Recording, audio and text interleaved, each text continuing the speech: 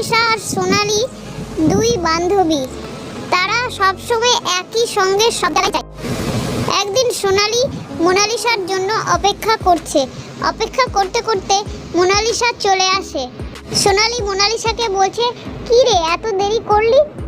Mona Lisa বলছে, আর বলিস না, বাড়িতে অনেক কাজ ছিল, চল এবারে আমরা যাই নদীর ধারে।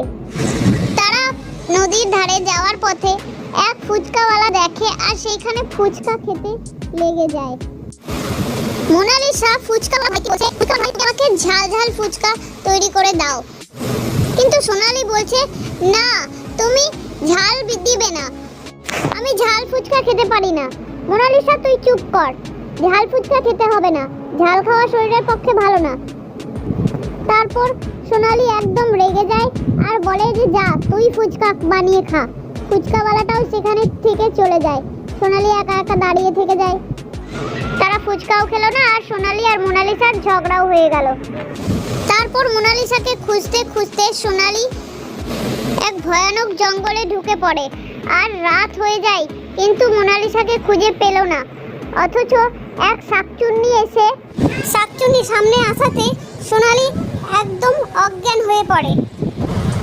তারপর শাকচুন্নিটি মোনালিসাকে অনেক রকম জাদু করে আবার ঠিক করে।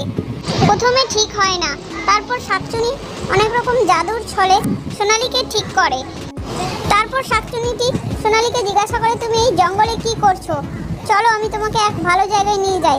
তারপর ভালো জায়গায় নিয়ে গিয়ে শাকচুন্নি সব জিজ্ঞাসা করে আর সোনালি বলে শাকচুন্নিকে যে তার বান্ধবীকে খুঁজতে খুঁজতে সে জঙ্গলে ঢুকে পড়েছিল। তখনই শাকচুন্নি এক জাদু করে তার বান্ধবীকে খুঁজে দেয়। তারপর শাকচুন্নিটি মোনালিসা আর সোনালির সব ঝগড়া মিটিয়ে দিল। তো বন্ধুরা, গল্পটি যদি ভালো লাগে তাহলে গল্পে লাইক শেয়ার কমেন্ট করে দিও আর চ্যানেলটাকে সাবস্ক্রাইব করে দিও। তো দেখা হচ্ছে পরের গল্পের সাথে।